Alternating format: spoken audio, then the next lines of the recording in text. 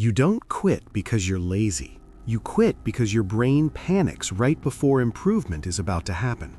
That uncomfortable drop in interest isn't random. It's a psychological defense mechanism. And once you understand it, you'll realize why so many people stop exactly when they're closest to changing. This moment matters because it's where potential quietly splits. Intelligence doesn't fail here. Discipline doesn't fail here. Identity does. Most people never cross this point because the brain would rather stay familiar than become better. Your brain doesn't fear failure, it fears becoming someone new. Growth threatens your self-image. When you start improving, your old identity begins to crack, and the brain triggers avoidance to restore stability.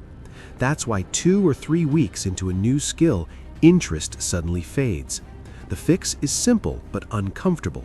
Stop asking who you are and focus only on what you're practicing today. Right before progress becomes visible, performance often feels worse. Psychologists call this the progress dip. Effort goes up, results feel flat, and dopamine drops because the reward is delayed. Most people misread this as a sign to quit. The correct move is to stop measuring outcomes and start measuring repetitions. As you improve, your standards rise faster than your skills. What once felt impressive now feels average. The brain silently moves the goalposts, making progress feel invisible. Motivation collapses not because you aren't improving, but because you stopped noticing it. The solution is to compare only to past versions of yourself, never to ideal expectations. Early progress is cheap, later progress is expensive. The first phase feels exciting because gains come fast. Then the effort increases, friction appears, and the brain labels the discomfort as a warning sign. It isn't. Difficulty is the cost of real growth. Expect resistance, don't interpret it. What you call boredom is usually discomfort. When tasks become mentally demanding, the brain seeks novelty to escape strain. You switch apps, change goals, or abandon the plan entirely.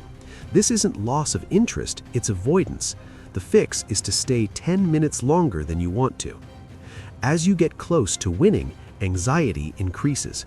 Progress raises the emotional stakes.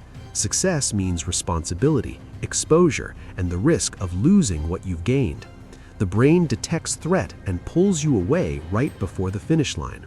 To counter this, you have to lower the emotional weight of success. Your brain also wants consistency. If you've identified as someone who always quits, your neural patterns will try to prove that story true. Self-sabotage becomes predictable. The fastest way to break this loop is not motivation, it's completing one small action to disrupt the pattern.